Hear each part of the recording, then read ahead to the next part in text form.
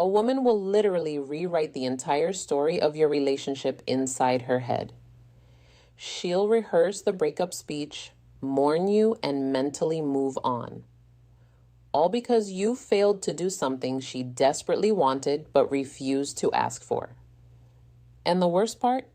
You'll have absolutely no clue it even happened until right now because I'm about to tell you everything. Let me start with a confession. I almost didn't make this video, and not because the topic is uncomfortable. Trust me, I have zero shame. But because what I'm about to share breaks an unwritten code that women have been silently protecting for generations. Researchers at the University of Texas conducted a multi-year study on communication gaps in romantic relationships, and they found something that should genuinely alarm every man watching this.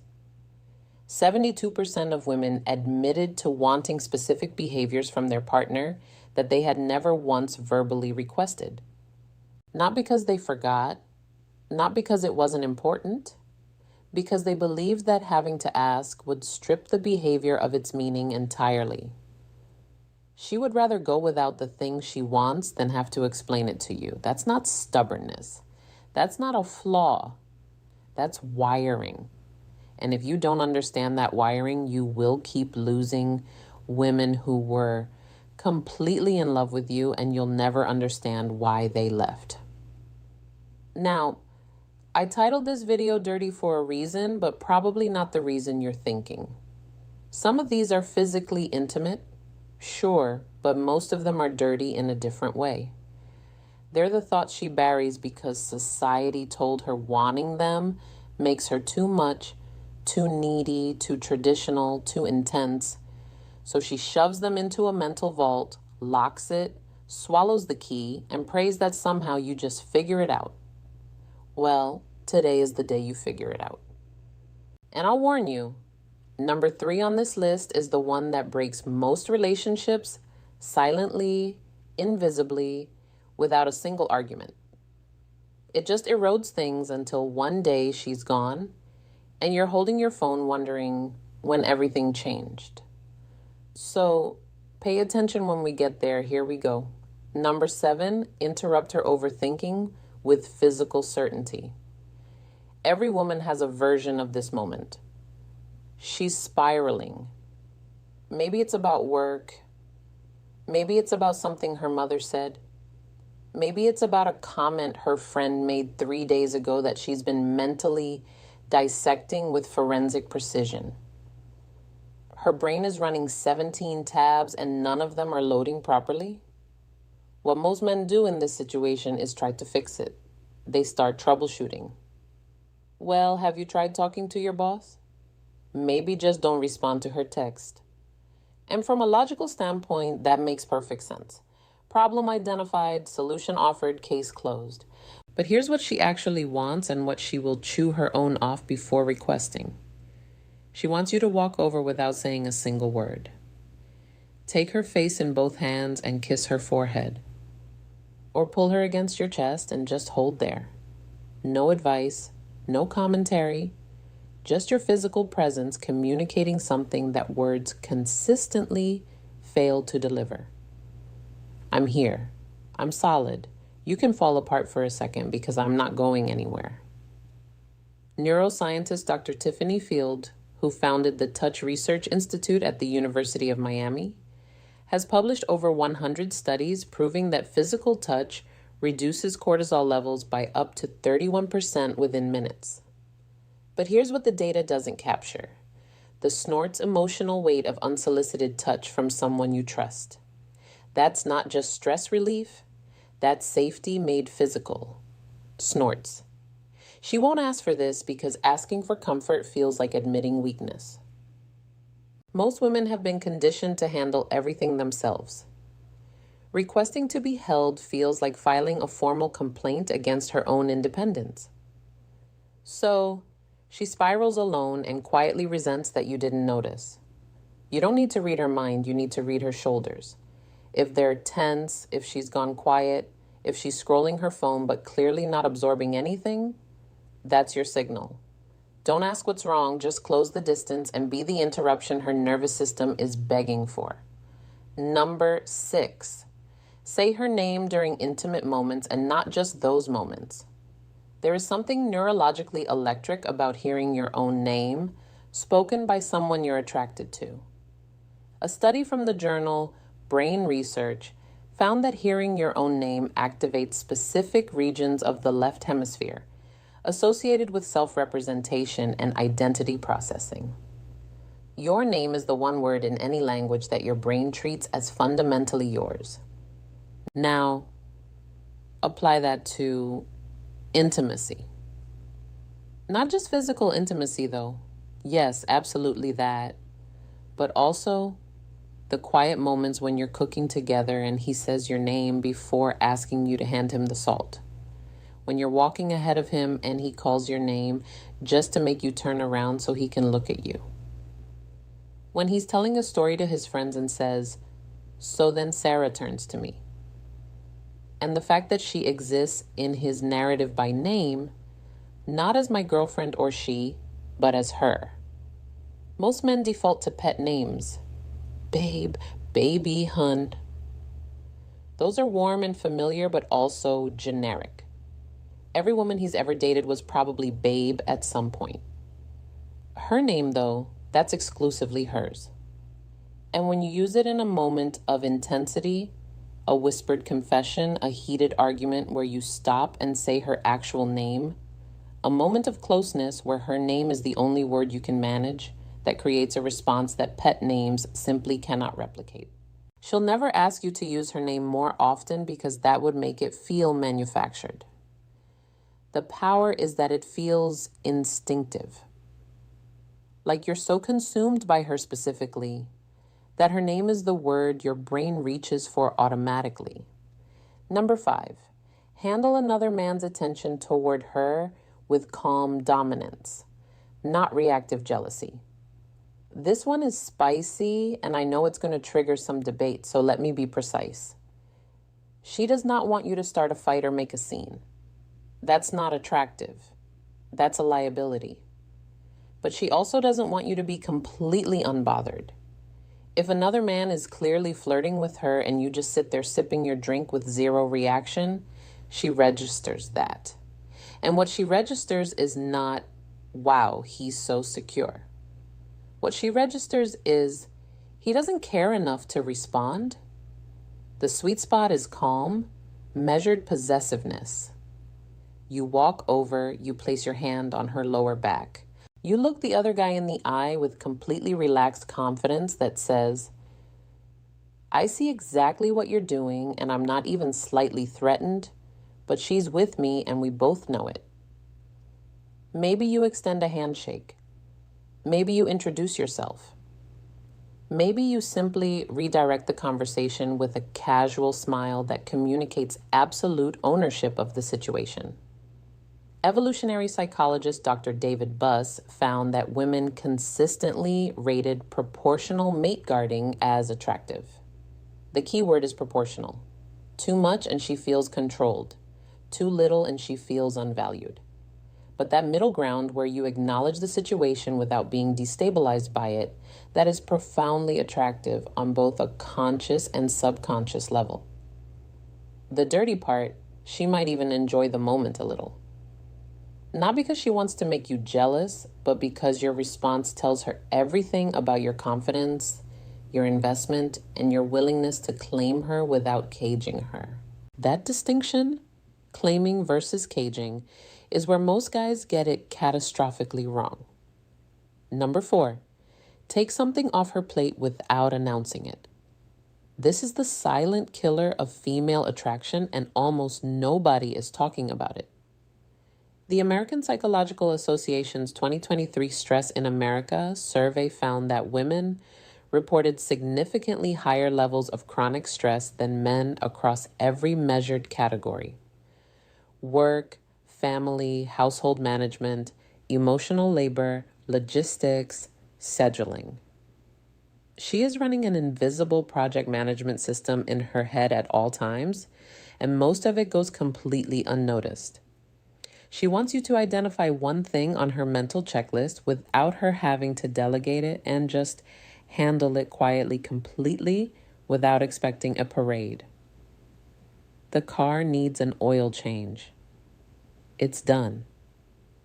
She mentioned the kitchen faucet is dripping fixed by the time she gets home. She's been stressing about groceries. The fridge is stocked, not because she asked, because you paid attention and acted. Researcher Eve Rodsky calls this cognitive labor in her book, Fair Play. Her research shows that in most heterosexual relationships, women carry roughly 70% of this invisible workload. And the exhaustion isn't from the tasks themselves, it's from being the only person who remembers that the tasks exist. When a man proactively handles something without being told, it creates a wave of relief and attraction that is almost embarrassingly powerful. She feels genuinely cared for, not because the task was hard, because the noticing was rare. She'll never ask you to do this because asking you to take something off her plate is ironically another thing on her plate. The moment she has to identify the task, explain it, and follow up on whether you did it, she's done more work than if she'd handled it herself. The magic is in the initiative. The magic is in her coming home and realizing something is already done. And she didn't have to think about it for even 1 second. Men who master Clear's throat, this become addictive because in a world where she has to manage everything, the man who manages something for her becomes the only place she can actually rest. Number 3, this is the relationship killer I warned you about. She wants you to pursue her after you already have her. That's it. That's the whole thing. And it is staggering how many men completely abandon this the moment the relationship becomes official.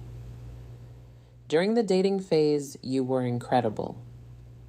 You texted first, you planned dates, you complimented her without being prompted. Every interaction felt like you were actively choosing her. Like being with her was a privilege you didn't take for granted. Then you got comfortable. And comfort is wonderful, but somewhere between comfort and complacency, you stopped doing the things that made her fall for you.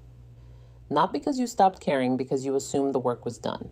Dr. John Gottman, whose research has predicted divorce with over 90% accuracy, identifies this as the erosion of turning toward.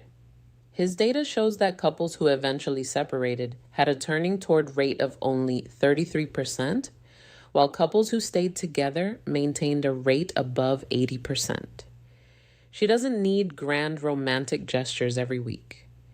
She needs evidence, consistent, undeniable evidence that you would choose her again today. That if you met her for the first time this afternoon, you'd still pursue her.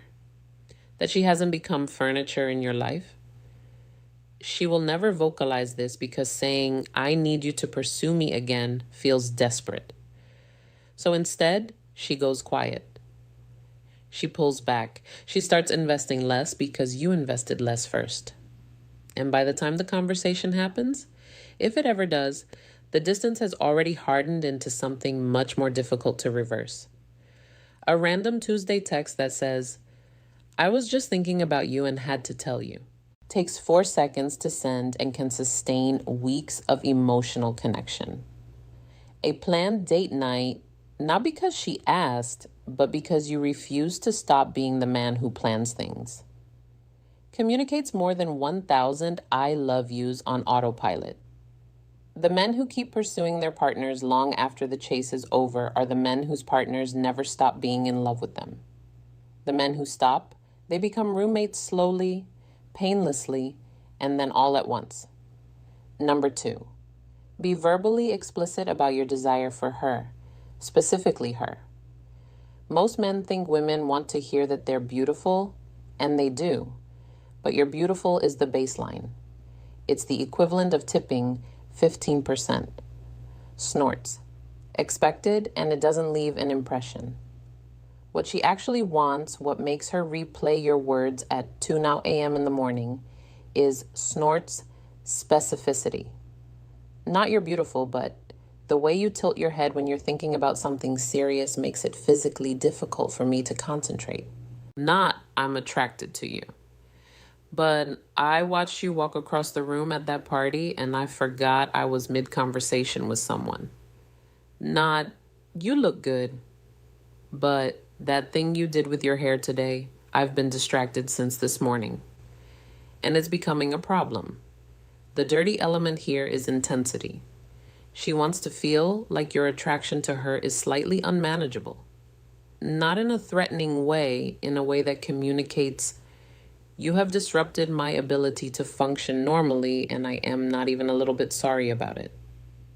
That raw, almost confessional quality where you're not delivering a compliment, but admitting to a condition. That's what makes women feel genuinely desired. She'll never ask for this because you can't request obsession.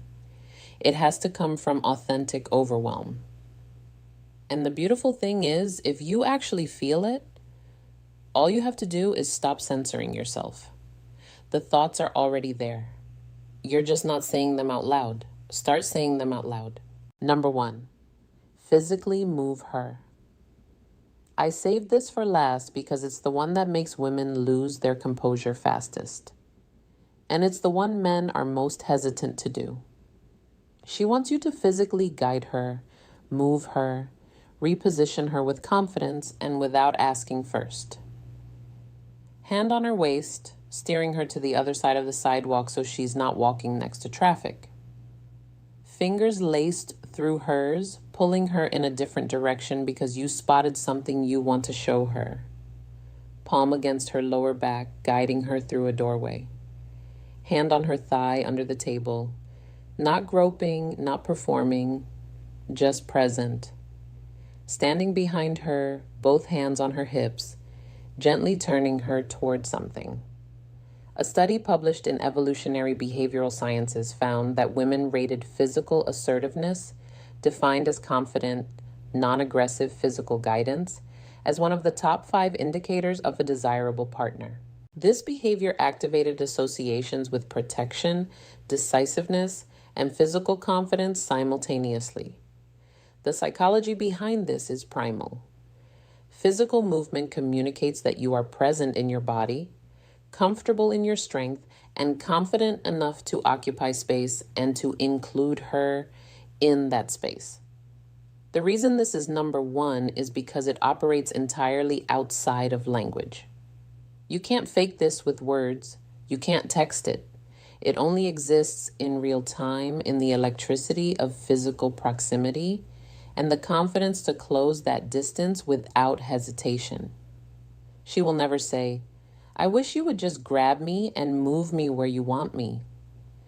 But every time your hand finds her waist and redirects her, every time you pull her closer without explanation, you become the man she compares every fictional character and every passing fantasy to. And none of them win because they're not real. And you're standing right there with your hand on her back, proving that reality is better.